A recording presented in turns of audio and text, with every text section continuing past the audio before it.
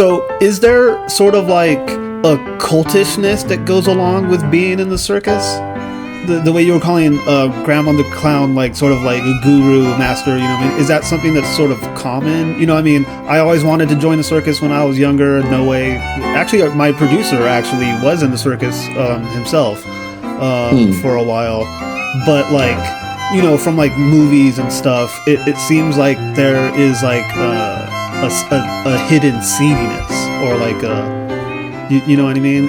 Would you say that's accurate, or were most of the people that you knew like cool?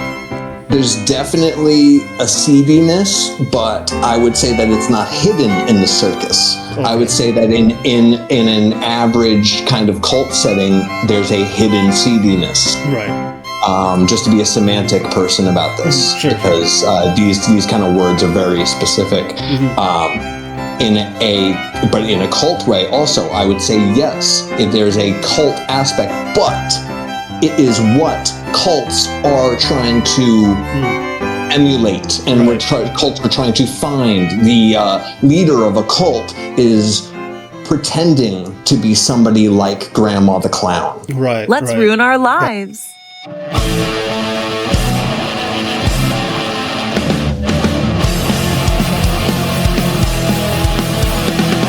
Getting pissed at high tides, chewing up like cyanide.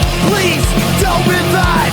Let's ruin our lives. Some pills and acid, nails in my casket. That sounds romantic. To just ruin our lives. それじゃあビデオ見てもらいます。寝んなよ。 Hello everybody, welcome back to Let's Ruin Our Lives. I am your host, Josh Hensley. Joining me today for the first time in the co-host spot, you know him from Pinky Pod, my partner in crime. It is Luke Hokenberg, aka Pinky. What's up? I didn't know I'm a... Bubba. And coming all the way from the East Coast, I'm not sure what city because I forgot to ask. It is stand-up comedian, artist, actor, photographer, and performance artist Phil Lombardo. Thanks so much for coming on, Phil. Thank you. And like I was just saying, it's New York City, baby. Oh, okay. Okay. So when you said Big Apple Circus, you were referring to New York City. This guy doesn't even listen to his guests, bro. I just came on here to eat my breakfast, dude. It's okay. You weren't required to be listening. We weren't recording yet. That's not. We weren't on. He's got you there, Sorry, Pinky. that was a bad joke. So, you guys mind if I? Yeah, go ahead. All right. No, I'm just gonna have a sausage. Oh, okay. So, Phil, you know Reggie Watts, or how did you end up interviewing Reggie Watts? I asked him a technical question about recording music one time on Instagram, and he answered me. So, cool. You know, like a year later, I felt like, fuck it, I'll just ask him if he wants to, do an interview. Like, why not? Like, the worst he could say is no. Nice. So I set up with his agent. He was cool with it. I set up with his agent. I fly out to LA. Oh, wow. I rent a studio. I set up, pay a guy to do the technical work because I don't know what the fuck I'm doing. I get some food. I set it up real nice. And then an hour or two before recording's supposed to start, he canceled. Oh, shit. What? Yeah. Welcome to Hollywood, baby. Yeah, for sure. Yeah. No, seriously. That was my real introduction to that kind of world, because at first I was real pissed. I was like, fuck this guy, blah, blah, blah. And the more and more I thought about it, like even later that day, but the more and more I thought about it, I was like, he probably didn't even know what he probably had nothing to do with this. His agent probably had some more important thing that came up and was like, he's not going to do some random fucking fans podcast that gets 30 followers. I mean, that gets 30 views. He's not doing that. And he's not even gonna, but a year later, he showed up. Oh, a year later? A year later, almost to the day, actually. Like, it was pretty close to the same time. I made the point to let the lady know, his agent know, like, I'm cool with it. It happens. Shit happens, but make it cool if you can. Make it right. And a year later, she came through with it, and he made it right as well, because he came like after a gig. Like, again, like I don't think he was even notified of this until like the day, right? Because he was just like on his way home, and he fucking drove by, and he was like, all right. And I did it, and it's funny because I did it in an Airbnb, and it looks so. If you look on my YouTube, the episode before him is all professional and stuff, and it's with one of my dad's friends in LA that came in. I told him, I was like, I rented this room. I was going to interview you at some point anyway. You want to come in today? And he showed up, and then Reggie Watts and me are sitting on some couch at an Airbnb, because I was like, if he fucking cancels again, I'm not spending all this money. Yeah, that's crazy. And, so I was like, he's, whatever. Like, and it was just funny because it ended up being, I felt like if it was in the professional setting, it might not have been as nice of a conversation. Like, it didn't look great. It looked like I put together, so it looked like shit. But I felt like we had a good conversation. Like, we had a solid, and I'm sorry for that long-winded answer, but no, that's crazy that it took like a whole year later. That's wild. But I believe on the caption on YouTube it said like, Reggie Watts was a human and he treated me like one too. Okay, yeah, I probably wrote that. I don't know. Yeah. Well, that's cool.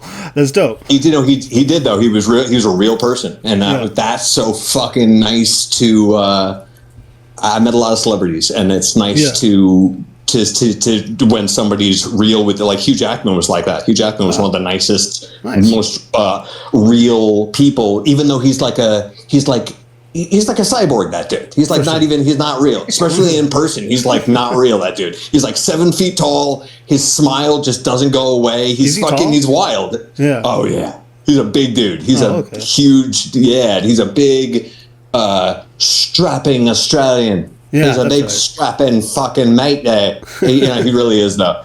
And I'm not gay, but I mean, come on. It's never too late. Shit, dude, he was there flossing his teeth. I was like, bro, let me catch a little piece of food there, bro. Come on. That's disgusting. So when did you start performing art?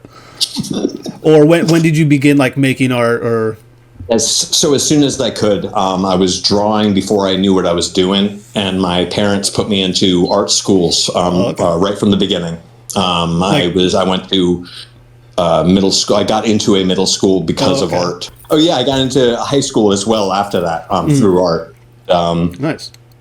But I'd always been drawing. But I realized once I did stand up for a little while, I realized I'd always been performing as well. I used to go out and do these performances in front of my house. I was just telling some of the people in Discord actually that I used to do the Mr. Peepers routine. I'd go out there with a apple. If you guys remember Mr. Peepers, no. That was Chris. Yeah. He would do this monkey man. That's right. And, on SNL. That's right. Yeah. Yeah, with the apple and shit. And I used to do that for my friends. And I also used to print out pages and pages of Mitch Hedberg and Stephen Wright jokes. Oh, okay. And read them at school, in middle school and high school. And I didn't know what I was doing. I was just like, this is awesome to make people laugh. Like, and I knew those guys were like the funniest things I've ever heard. Like, Stephen Wright especially. I was just like, nobody's heard of this guy. Like, this guy's amazing. So yeah, it was always in me. And then I started taking it seriously in my 20s. And I'm so, man, if anyone's listening out there, just they did the Nike thing, man. Just fucking, or the Shia LaBeouf thing. Fucking do it. Swish. Just fucking do it. You're actually the second person to reference regular Nike. Listeners. What's that? You're actually the second person to reference Nike in that regard on this show. Oh, that's funny. That's pretty funny. That's good. But I added Shia LaBeouf in there because he really took it to the next level with the do it thing. He's for sure. That video he made, that was gold. That was on the green screen too. He's a smart guy. I like that guy. Okay, yeah. Shia LaBeouf for life. Are your parents artistic as well? Yeah, so I think one of the reasons I really enjoy performing, especially, is because my dad has been. He's a stage performer, but he's been. When I was a little kid, he was doing these avant-garde off Broadway plays in downtown Manhattan, and he would take me sometimes to these like super adult, like these like wildly philosophical, like chaos plays. These things that were like. I'm realizing more and more that when I think about Jim Farmer's plays. Shout out Jim Farmer. He's a great conductor as well. I think he's a conductor. He makes music. That dude. It shaped my fucking whole, like, not especially my comic stuff, but my whole fucking outlook on life. This guy, like, he did this. I can't get into it. That's a whole rant. I'm sorry, but I used to go to these avant-garde plays when I was really little, like 5 years old, and then I would go and hang out afterwards with these wild Manhattan performers that were. They were just like the coolest people ever. They were just these people my dad knew from college, and none of them really made a career of acting, but they were all still doing this stuff because they couldn't stop it. They couldn't this really, again, really deep but chaotic. Jim Farmer is if you look at his art, you'll find his art all over Facebook. He started making these mixed medium art pieces. You kind of see his plays and his mixed medium art pieces. They're fucking. They seem like an explosion, but the more you look at them, you're like, holy shit, this guy's a fucking genius. Nice. Yeah, That's it's interesting. I'm sorry for the really long-winded. I'll smoke the rest of this joint and cut the fat, as Freezy said. I'll move on to the next sausage link of death. There you go. There you go. So you grew up in New York, the city itself? Yes, sir. Nice. How has it changed over the years from when you were a kid to now? More people. That's really about it. Overall, like the city doesn't, in my experience, it doesn't necessarily change. It just grows. This place has been the same for a long time, apparently, and it has. It's really. I don't know. It's that. Yeah. I went to Manhattan in 2005, and I got pushed by some random person in front of the cop station in Times Square. Okay. I was just like looking up where they do the ball drop or whatever, and a dude from behind, it's like midnight, he just comes up and shoves me out of the way, and then he just kept walking. I was like, oh, okay. Okay. New York. Welcome to New York. Yeah. It was fitting. He probably didn't even notice you. And dude, it was midnight on like Thanksgiving. There was nobody else on the sidewalk. Like I was not in this dude's way at all. But Wait, hold on. So you were watching the ball drop on Thanksgiving? No, where they do it. There's a cop station, or I don't know if it's still there. Just now. I was like, oh my god. Right. You okay, bro? It was cold as shit. He was actually in Boston too. So he was at Epcot. Like, when is this thing gonna fucking fall over? I'd be down. I always wanted to go to Epcot. Oh my god, that's funny. So you also you do street performing as well. What that clip that I saw, you were sort of dressed like like a mime, kind of. Was that the System of a Clown? I think it was. Yes. Yeah. That was a new thing I tried where it is more miming. Like I love lip syncing to stuff. Okay. And I realized that if I came up with something clever, I would do a lip syncing routine, and System of a Clown like worked well in That's my hilarious. it comes off the tongue well. So I was like, this is cool enough. I love System of a Down. The fans of System of a Down will love this, I think, and the clown community will love it, and that's enough. Right. Everyone else will be like, what the fuck is happening right now? But those two small groups. Yeah. What song was it?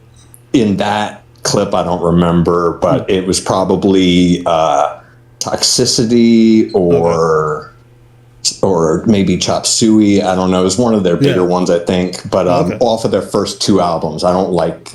I was gonna ask. Yeah, off their first three albums. Their first three: System of a Down, Toxicity, and Steal This Album. That's right. I love those albums. Let me, I'm a pretty big System fan. Also, I kind of feel like when they allowed Darren, the guitarist, to start singing and crafting more of the songs, it kind of just became too cartoonish, and it's like, what the fuck? Well, he was a you know, he had a lot to say. He had a lot to say, buddy. You know, I guess so. A lot to say. And, you know, and the band always had a lot to say. Like, they were the only ones talking about the Armenian genocide and stuff. That's like, true.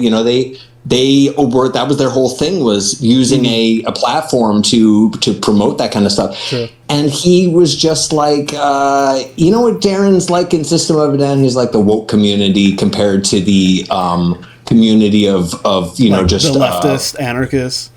Well, just real people who are empathetic and stuff, and then there's the woke people who are like, all right, like, we get it, dude, you're a good person, like, we get it, we fucking get it. It's just, you know, and that's how I felt with Darren. I was like, I get it, dude, I get it. You're angry. You're gonna show them. You're gonna, all right. Not enough passion. I'm sorry, too much passion and not enough show. For sure. You know, I get that. But it's usually the opposite. It's usually too much show and not enough passion. So, you know, you can't help. Yeah, he was the pendulum. They really swung him over the edge there, and then you get. Sure. They shouldn't have let him sing. I met the drummer John at a show in Hollywood. He's a great drummer. Yeah, one of the best. Yeah, like, he's amazing what he does. It wasn't a System show. I think it was a Taproot show. And I don't like Taproot. I don't know if anybody even remembers who Taproot is, but they're this shitty new metal band from back in the day, in the early 2000s. And I just went because it was a free ticket. I went with my friends, and I remember just like turning around in the crowd, and there he's all tall, you know, and he just looks down, he shakes my hand, doesn't say a word, just shakes my hand, gives me a nod, and then that's it. I was like, oh, fucking tight. This guy's pretty cool. He gets shit nowadays for, I guess, being like a Trump supporter or something. Like, I don't know. Yeah, say la vie. Whatever. So, in street performing, have you ever had problems with like cops or drunk people?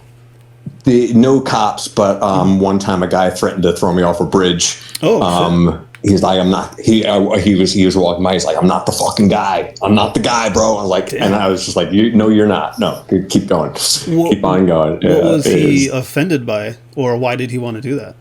He just didn't. He didn't like the fact that I was. I guess he didn't care what I was doing, but he didn't want to have anything to do with me.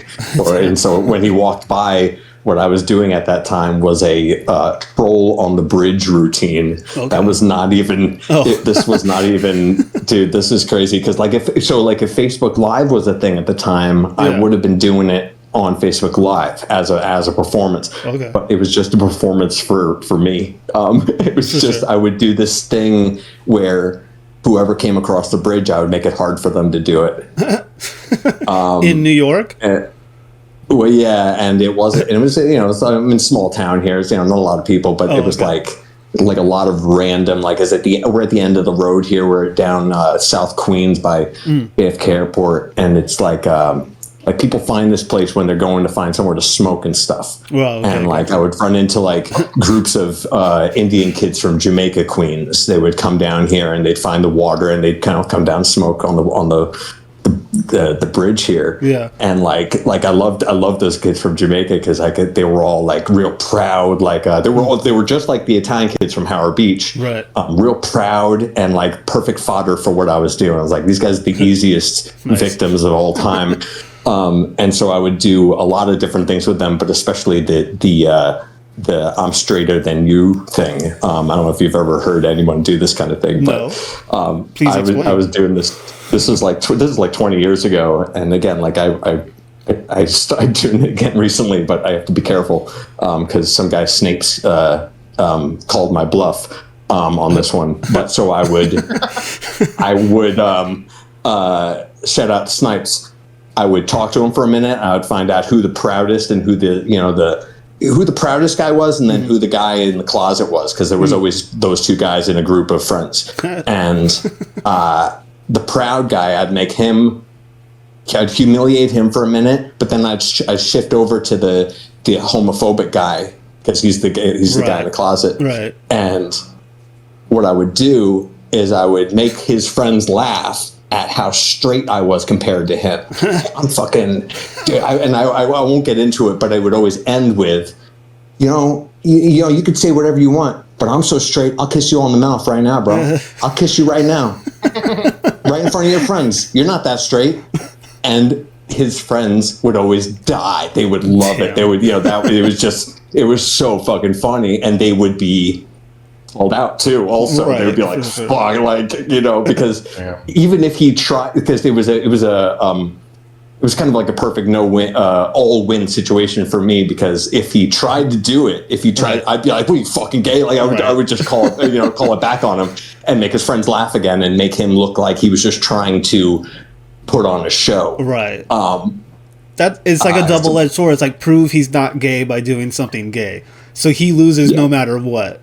That was always the goal. Was the one person I alienated in the group. Whether it was with the gay thing or with the pride thing. The pride thing was the better thing usually, because, and again, like these proud dudes, they're just so. I grew up around really pride heavy, like Italian mob neighborhood, like a lot of guys' nephews, who really want to be their uncle, For sure. But anyway, it was just always so funny. And then a couple weeks ago, or a couple months ago now, I was in the producers club in Manhattan, and I did this to this guy Snipes because I thought he was one of these homophobic guys, and he turned out to be one of these guys who doesn't give a fuck about anything. He walked up and kissed me right on the mouth. We got a guy like that out here. We call him Brokeback. This dude, I would have rathered a gay guy come up and kiss me, dude. This guy was like, so the host described him with a perfect. The host was like, Snipes, if heebie-jeebies had a persona. Like, this dude is a Steve show. He's just scary, this guy. I don't know, but he's cool. He's a cool dude. Shout out Snipes.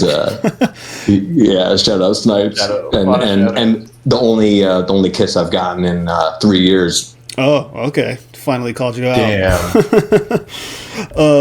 Do you ever perform in Central Park? I never did. I went into Central Park a couple times to go buy some acid when I was in high school. Nice. Was it good acid? Close. That was as close as it came. Yeah, that was like the best stuff. That was from that guy. We used to go, this hippie named George. And shout out George if you're out there. Shout out hippie George. Was it liquid or tabs? It depended, but a lot of times, like, so. But no matter what it was, we would have to like do it there. We would we would be tripping like from there on. I think. Okay. I can see that being fun. It's such a huge park, and there's so much to like explore, but also kind of scary, right? Like there are cops there, right? Cops is one thing, but like the atmosphere of the park gets a little like in the middle of the night, it gets a little. I mean, you've seen Home Alone too, Yes, and Death Wish. Isn't that where Jeff Goldblum dick slaps Charles Bronson's wife and then kills her? I didn't see that. No, I don't. What the hell are you talking? You've never seen Death Wish with Charles Bronson? It's a classic. No. It's very intense. You've never seen Death Wish? Really? It's fucking. It's like the first revenge kind of movie. I don't watch stuff, bro. I shouldn't be part of an entertainment podcast network. It's all good. You do enough entertaining on your own. Yeah. So my only knowledge of Bronson is the movie Bronson, where you ever see that? No, I haven't. About the criminal. Oh, come on. With what's his name? With the guy with the weird lips. Guy from Venom. Yes, him. That's right. He plays this guy, this real guy. Dude, check this movie out, Bronson. It looks good. It is intense. I've seen clips. Well, unless you don't like to see penis, because you'll see some penis in it. Oh, okay. Did you work in the circus with him? The little guy? Dude, that Reggie? Dude, that was a fucking. Well, I want to get to the circus in a second here, but I'm interested. Do psychedelics inform your art at all, or possibly just like your approach to like life? To answer that question, I'm just going to give you two quotes. Okay. Nice. John Lennon it's actually not really a quote. It's just something he used to talk about, is the idea that when he did acid, it felt like that was natural. Like it was very normal. It was very just intensified. Right. That's how he thought normally. he was just a psychedelic person. And then also the second one is a quote from Salvador Dali, and it is, "I do not do drugs, I am drugs." Right. Right on. Oh, shit. Okay. And you are too. That explains a few things. All right, so I'm just kidding. But so you joined the circus through a Craigslist ad. How old were you, and how did that happen? So when I was 22, I ran away with the circus, and when I was 23, I ran away from the circus. Okay. I ran away.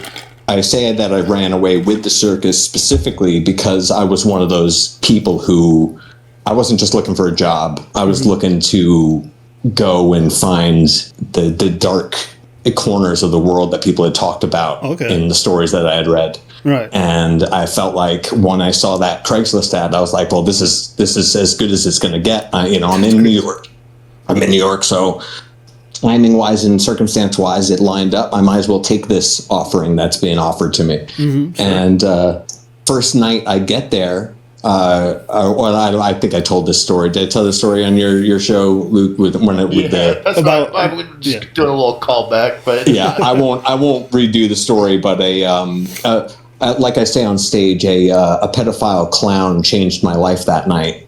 Okay. He affected my life very heavily, and on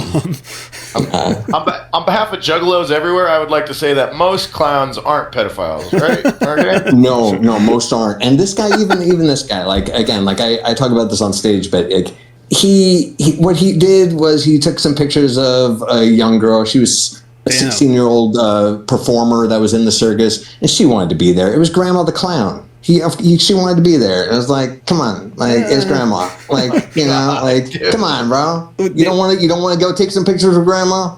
Come on. Oh my God.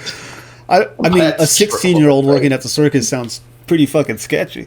Well, no. So a lot of the performers were young kids, Really? but there was not. To be honest, I didn't see any. The kids were treated great. They were treated like really.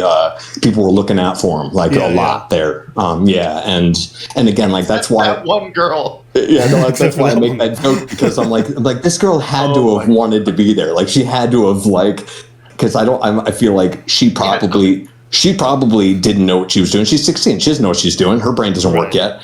But Grandma the Clown knew what he was doing, though. But he definitely knew what he was doing, exactly. And also his whole thing was so he was such a like a guide for everybody, and so he probably used that shit. He probably he was grooming fucking almost definitely, dude. He was such a, again, like outside of like before anyone knew that about him, he was like this real like guru. Like he was like the master. This guy, he was just the fact that he did Grandma as his routine for clowning was just like.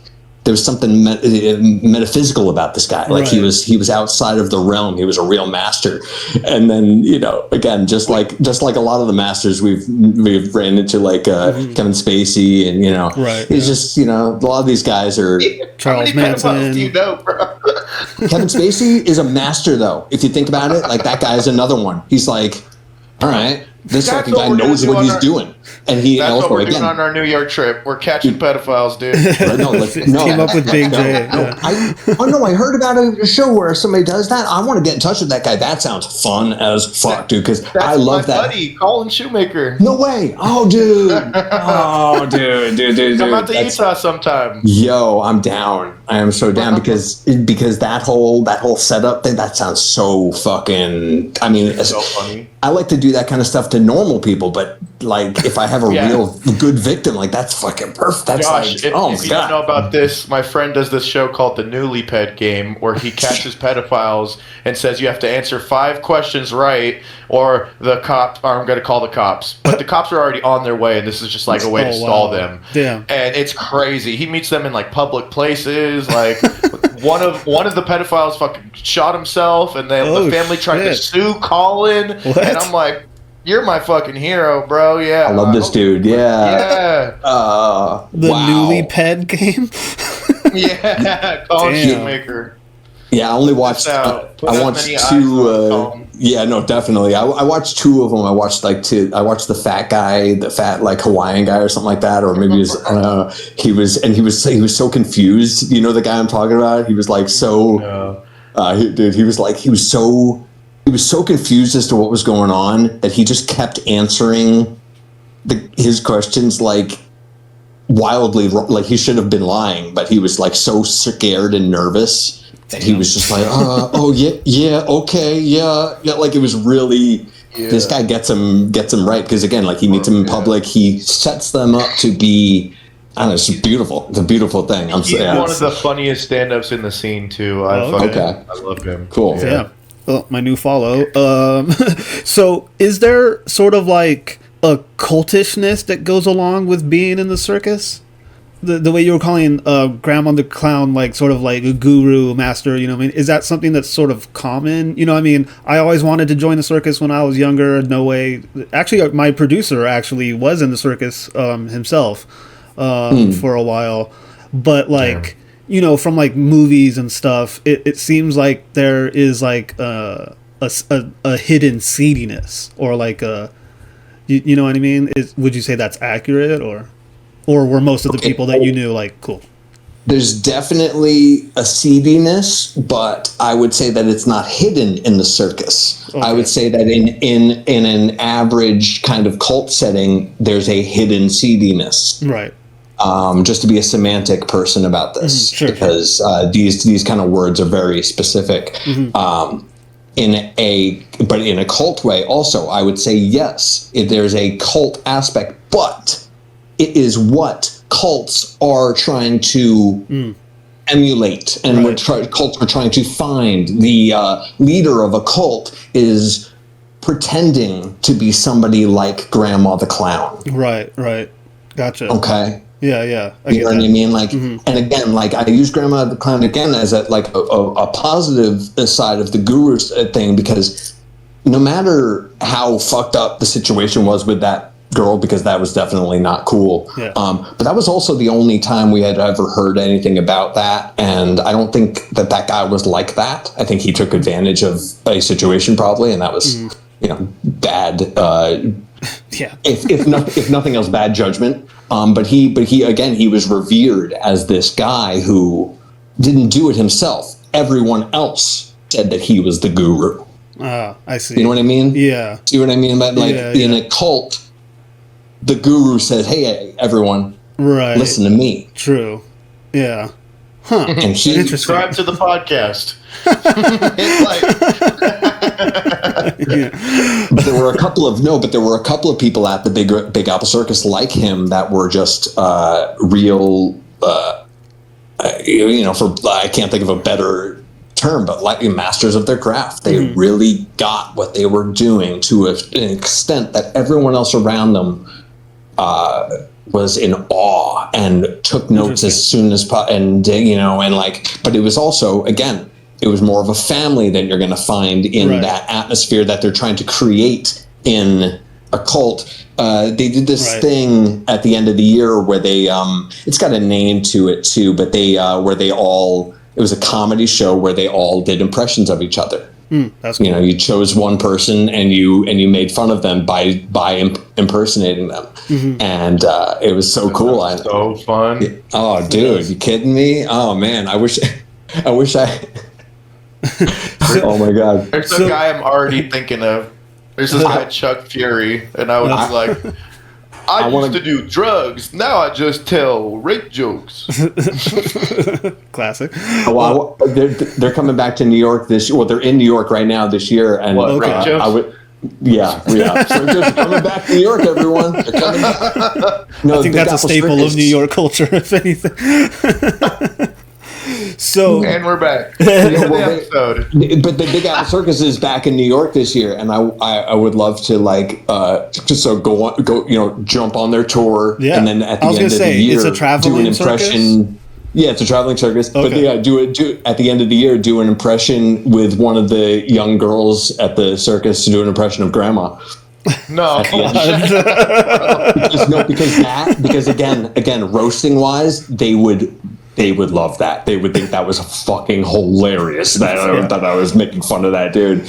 But yeah, the traveling circus, but on in trucks, it was weird. Like they took an 18-wheeler and turned it into 5 bathrooms. Took an 18-wheeler and turned it into 4 rooms for these weird little 5 by 6 by 9 rooms.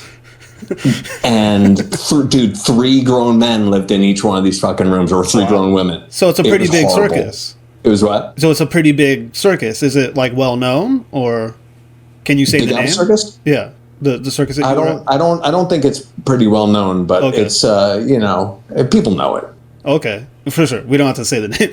No, the Big Apple Circus. Fucking call them out. You can't. They had a pedophile working for them for years. Right. Yeah, fuck you, Big Apple. No, seriously. And also, I just one quick more little Big Apple before we move on from them. The way I left is we worked our ass off for that circus. We worked our ass off for that circus. Mm-hmm. And one night it was snowing, it was raining, and I fell off a truck loading it. I fell off and I almost broke my arm. And I wasn't sure if I had broke my arm. I was really, I went up to I said, hey, Hefe, I need to go back and I need to lay down. I'll even come back tonight, but I need to lay down. I think I might have broken my arm, let me get out of here. I'll come right back. Yeah. And he said, you can either keep working or you leave. Damn. Yeah, and so I said, all right, peace, brother. Fuck you, dude. I don't fucking, just I've like been working my ass off for you. Yeah, because no, go ahead. No. I was just gonna rant about how much of an asshole he was. So you just left like that? Like, were you an independent contractor, or were you like an official employee, or? You know what? Us on the bottom rung there. Mm-hmm. Hey, I think you started off outside and then you came in as an official. Like for the first few, I'm pretty sure they did it like that. But so you were like under the table at first, and then you like work your way up to.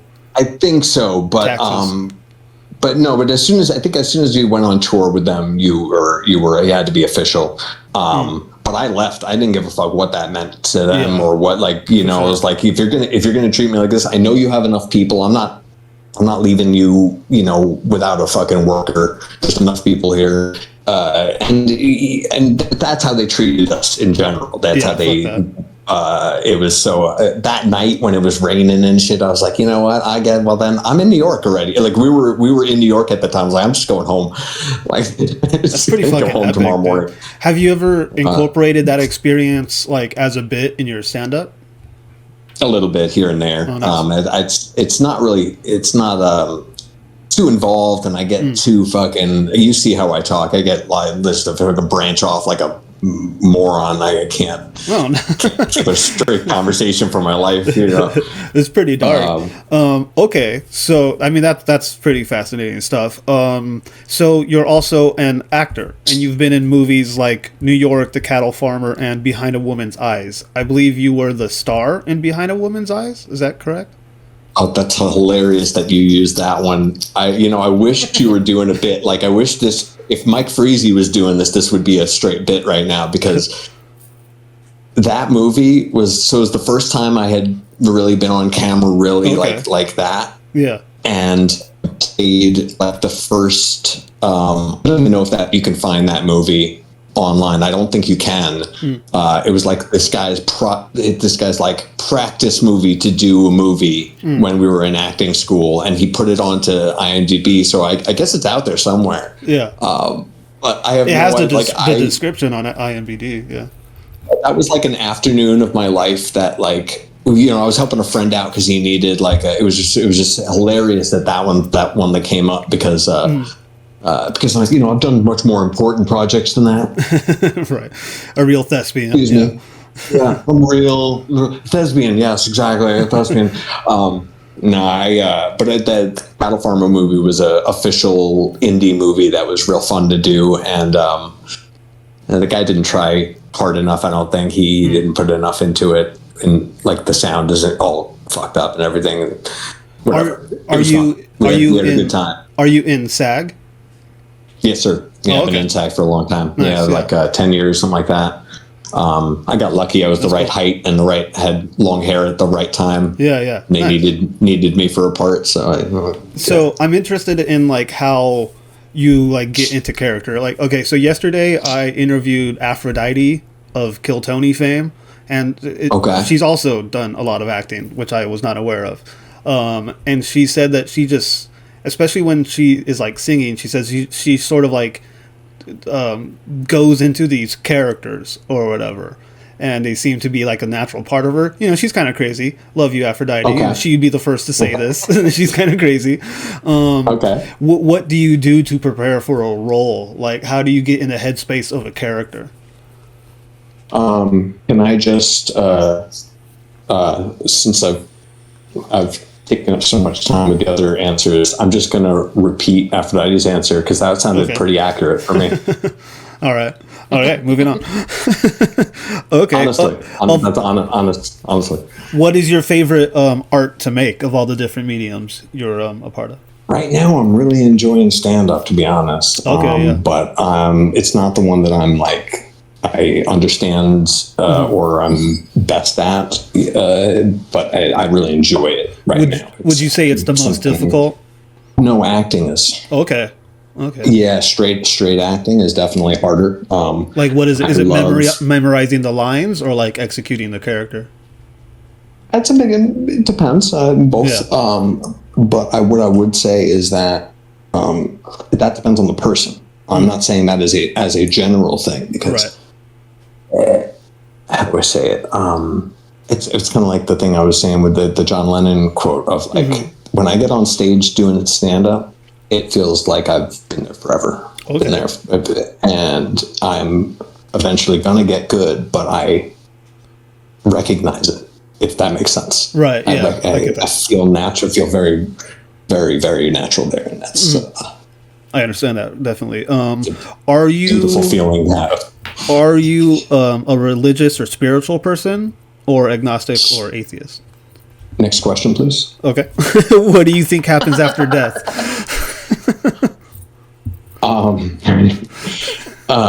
Death. We can move from that too. So I think. Okay, so I think that overall, I think we turn into our surroundings, whatever the surroundings are at the time of death. Okay. Interesting. You know, but as far as the soul goes and all that, you know, I don't think that is I think that's a very human thing. The soul, me. Right. I think me is a very human thing.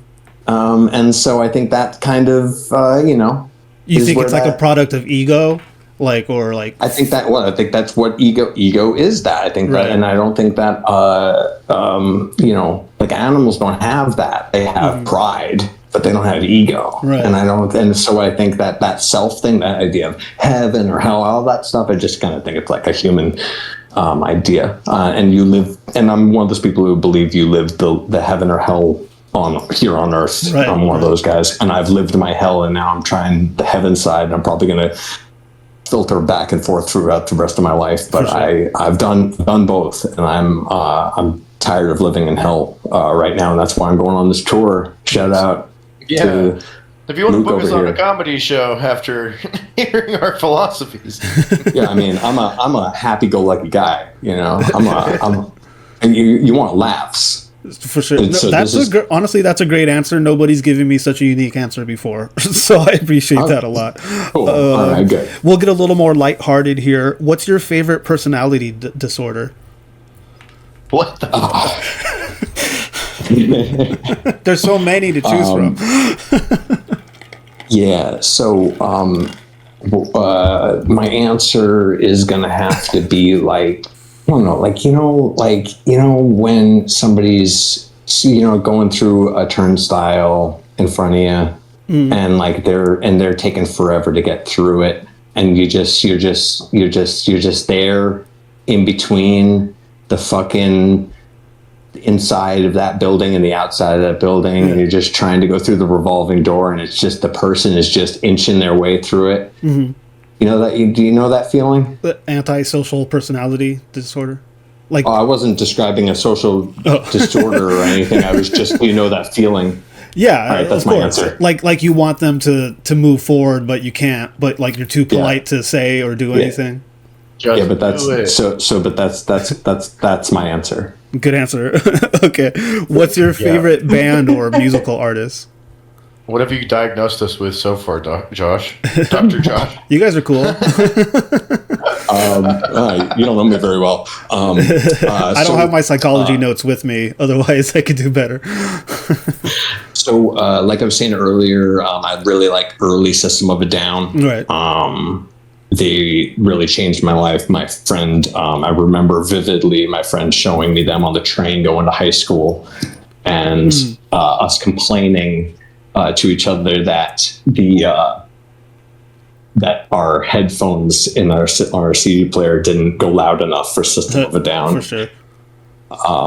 Early Red Hot Chili Peppers, Nice. Sublime. Sublime nice. is one of my favorites. Me too. Yeah. Talking Heads. Okay. I like a lot of kinds of music, but those are the names that pop up into my head when I think of them. You know. Do you identify with a music scene, like let's say like punk? Lil Wayne. Yeah. Nice.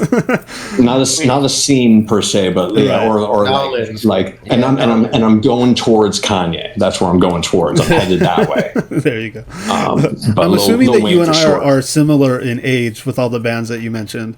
38. Oh, okay. I'm 39. I'm going to be 40 this year somehow. There you go. In exactly Yeah, there 6 you go. months, actually.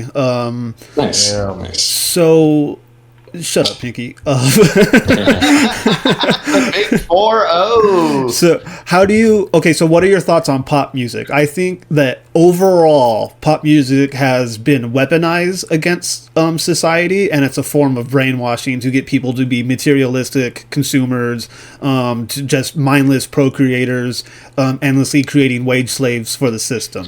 Your thoughts? There are exceptions to that case, but I would say overall. To be honest, I think you've said all of my personal thoughts on the matter there. Okay. But I would like to add that I think that trap is not a malicious setup or CIA kind of thing. Right. I think it is a trap that we have developed for ourselves because the people, especially the people who fall into the pop punk cell of a fucking prison that it really is that you just described, For sure. they want to be there. You're right. Totally. And they developed it because they didn't want to go anywhere else. They wanted to. They are.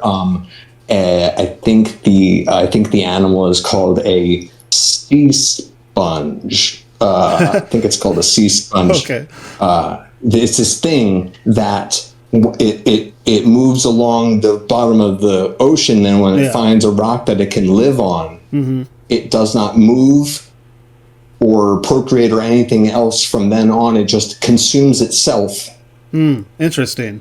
Yeah. And lives the life that it has. No, you haven't, because you're like, you're doing that plus other stuff. I haven't procreated in a while though, and I feel like my body's eating itself in all ways. But this is the thing is it took people like you and people like me who really indulge in like being like, oh fuck it, like whatever, like, and that's a good analogy. Yeah. and it really. I mean, it really took us, and like again, like I'm a big believer that we create our own realities, and I grew up with pop punk kids, and my best friend Kenny was a pop punk kid, but he didn't want to stay in that fucking room. You know what I mean? He wanted to have a family, and he wanted to have a life that was outside of the fucking early 2000s, and he did, and his his life is so much better compared to some of our friends. I think. I mean, that sounds pretty judgmental, but like I'm just going off of real surface stuff. You know what I mean? Yeah. Like real like. No, I understand. I look at them from the outside. I'm not them. And somebody with with kids and a job that he's real proud of and friends, real friends. Not just a crew of yes men that go to your fucking Linkin Park or your fucking whatever show that they're getting back together, guys. Like, we gotta go. For sure. So I have two things to add to that. So with the analogy of the sea sponge, I think is very apt. I had a dream the other night that Billie Eilish was a sea snail, and I picked her up off of a rock and like put her in front of me, and her big ass titties were in my face, and there was like some sort of apocalyptic theme going on, and I think Red Band we were in a canoe on the ocean, and Red Band was in the front and I was in the back, and then Billie Eilish was a sea snail. But okay, so the second part is, here's another question. So the way you sort of said that, like, you don't think it's a keep talking about that, please.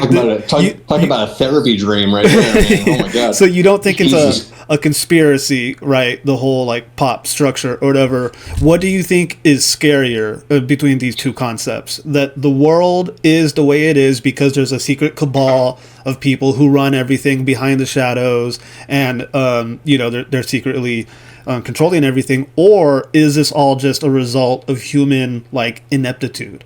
And like we sort of have fallen into this structure of big man has power over the little man.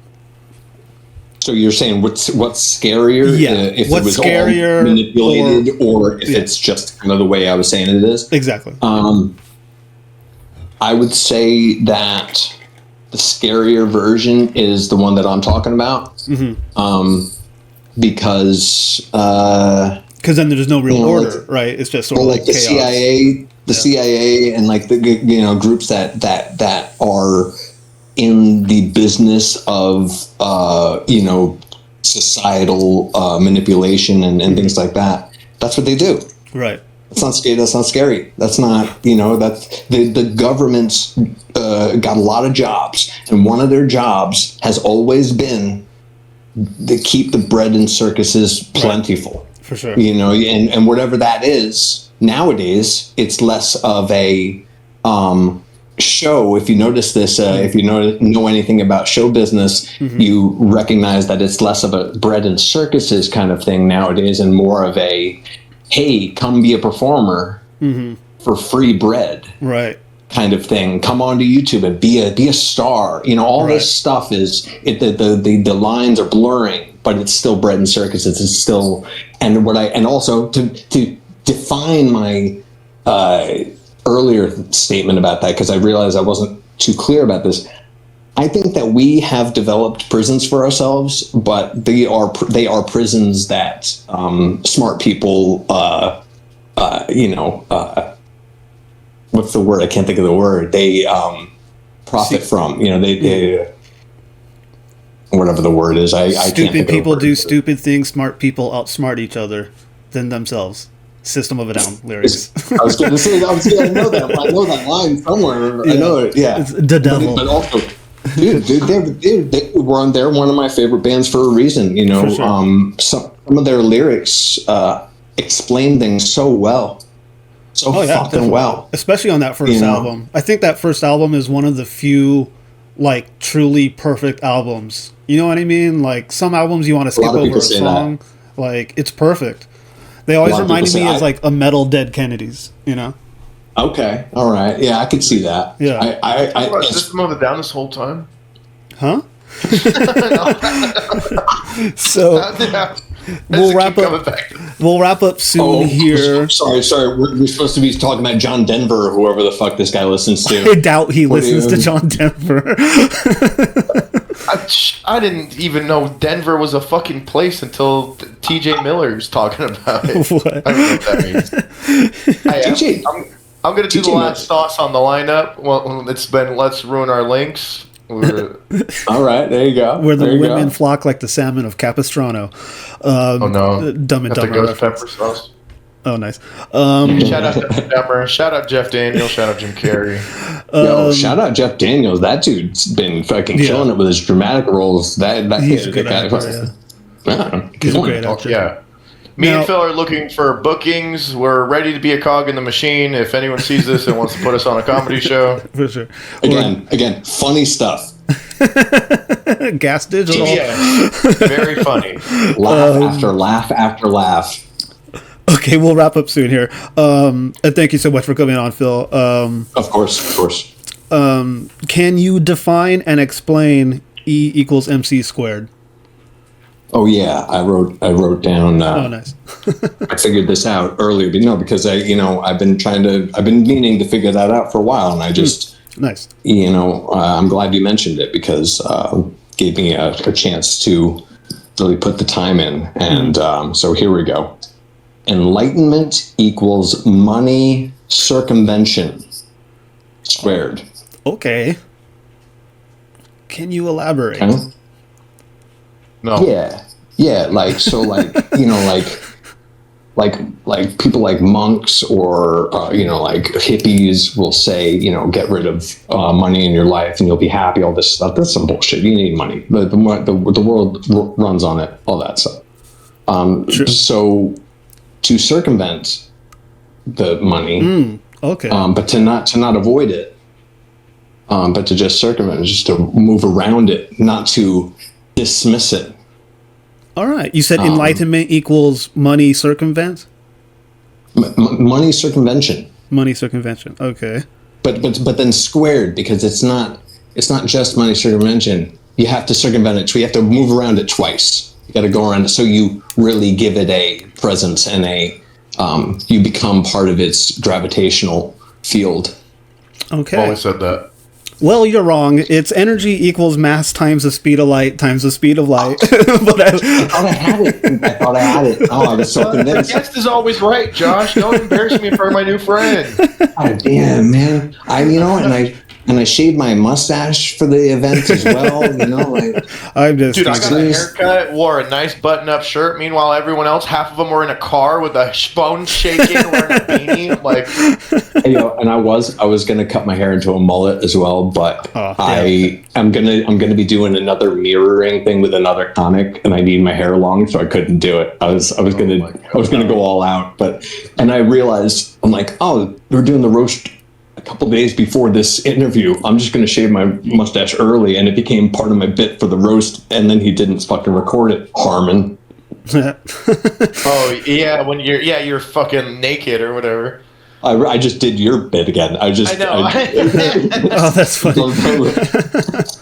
You guys both did really well on the roast, by the way. I wanted to Thank you. say that. I miffed the second one, but I put a lot into the one with Nikki, so I hope I did well. That was You real fun. killed Nikki. Shout out Nikki Halstead. You both eviscerated. Thank you. That was a lot of fun to watch. So here's my final question. If you guys want to get plugs out of the way, and then I'll ask the question and like what your plans are for February and Austin. I don't want to get into anything real too specific because as things have gone so far, and as my plans go in general, I'm kind of like I'm real into organized chaos. I like the idea of, and I think it's because I've messed up so many times in life. I've learned to let the thing kind of happen and then adjust from there, as opposed to trying to set up a perfect environment the first time. But I also, I don't want to be adjusting it 9 times. I want to do a 1 or 2 adjustment kind of thing. So I'm doing, what's up? Skank magic. Just let it happen. Okay, I got it. Okay, I like that. I've never heard that before, but I like it. But with this, Is that when you get STDs? I'm sorry. and you're alone. And you're alone. My hand It's gave me like saying chlamydia. at Skankfest, like you don't have to plan out the festival. Like things will just happen naturally. Yeah. You'll Yes, be able to totally. experience shit. as Okay, long as cool. you let it happen. Little Okay, shit no, get thrown that's- at you I like from that. stage. Yeah. I like that. Well, that is kind of that's where I'm headed with this. But there are a few specific things that I really I want to lay out there. For the beginning of this thing, we're gonna be in Austin from 21st of February to the 26th. Nice. I'm sorry, to the 25th of February. We're leaving the morning of the 26th. Any kinds of actual shows that we're able to do, we're going to do. But I really want to hit up a lot of people's podcasts while I'm there. Yeah, for sure. And do a lot of kind of in the moment things. Like, again, I don't want to lay anything out too decisively because I really it's a lot for a lot of reasons. I'll just give you one anecdote of what I want to do. I kind of want to do this idea that I've had for a while. I think it would work well in Austin, where you know what what a flash mob is? Yes, I do. Yeah. So what you do is, you basically do a flash mob, but with like a shitload of comedians. Okay. At a venue, at a business that doesn't necessarily want a bunch of comedians at it. Right. So you like have like 50 comedians show up to like a fancy Italian restaurant in downtown Austin. And there's like so many people that they can't turn them away. And then I say something like, hey, I'm going to take care of the bill for all these people. And then we all eat. And then we all leave. Diabolical. Nice. Okay. Okay, here's my final question. Who's more evil, Charles Manson or Erica Kirk? That was an interesting question because to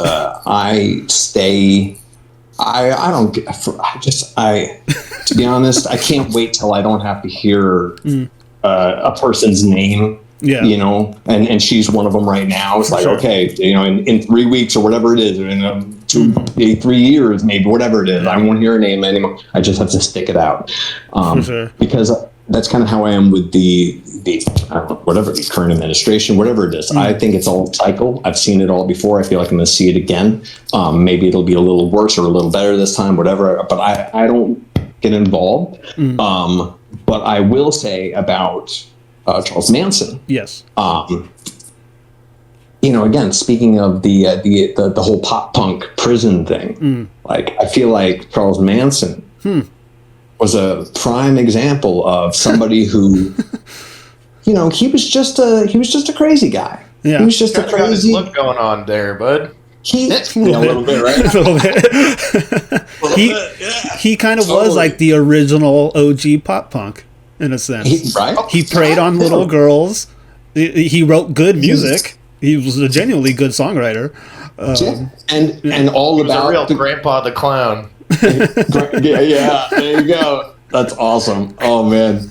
No, but but if you really think about it, like I say it as a joke, but if you really think about it, he was just a crazy guy. Yeah, for he sure. was just a guy who wanted to control people. And if the CIA and the fucking government hadn't gotten involved, Right. who knows what would have happened? But we wouldn't have had what we had.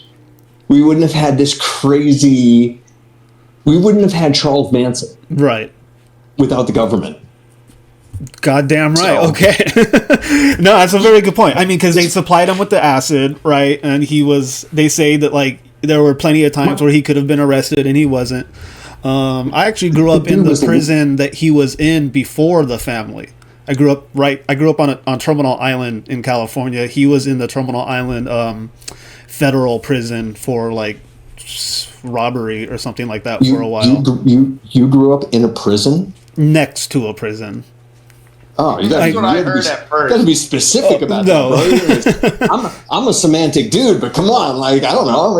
I grew up on a commercial fishing boat on Terminal Island, and you could see the prison from my boat. Oh, okay. Even crazier, right? It's pretty I was crazy. gonna say, for some reason that sounds worse. That sounds like It sucks. He Not grew a up on fan. a prison boat next to Charles Manson. So my friend Patrick, his stepfather Starfish. actually was like an assistant warden at that prison, and they lived on the grounds. So it's on a peninsula, the Terminal Island Federal Prison of the island, and they had like townhouses for the people who worked at the prison. Sure, So I would go over there, get buzzed in the main gate or whatever, and we would hang out. They had like, you know, playgrounds, basketball courts, barbecue areas. Sure. I was a part of a silent minute for 9/11 on 9/12 with him, his family, and all the other families that lived on the grounds there. Okay. Yeah. Anyways, thank you so much, Phil, for coming on. We'll have to end it here. Let's ruin our lives. Let's ruin Grandpa the Clown. So, No, everybody, it was great to do this. Thank you very much. Awesome. Yeah, thank you. Make sure to follow. I'm sorry for the. Oh, sorry. Go ahead. No, you're good. Everybody, make sure to follow Phil if he wants it at Emit Time 3665 or 5555. Yeah, there you go. I got to change that. It's so convoluted, and I just thought it looked cool if the word time backwards and then the word time forwards. And like, I didn't even. stupid. I didn't even realize that. It's real stupid. It's really stupid. I got to change it. It's so hard to tell people like, oh, go follow this thing, and then you got to like explain that. It's so stupid. Pinky.skank on Instagram. It's not like, to be honest, it's not like anyone's going to go follow it anyway. So whatever. Go follow Pinky. No. Go follow Luke Hokenberg. He's the funny one of the group. You're going to get the Let's Ruin Our Lives bump, dude. There's going to be at least 18 people 15? That watch this. And then next week I'll have one follower, and they'll leave the next week. It'll be awesome. Like, what am I doing? This confidence. Everybody, make sure to catch Pinky's residency at the Talisman Brewery. He's doing Pinky Pod Live now. Super proud of him for that. And please hit like and subscribe. We have lives that we're trying to unruin. So from my heart to yours, everybody, mahalo.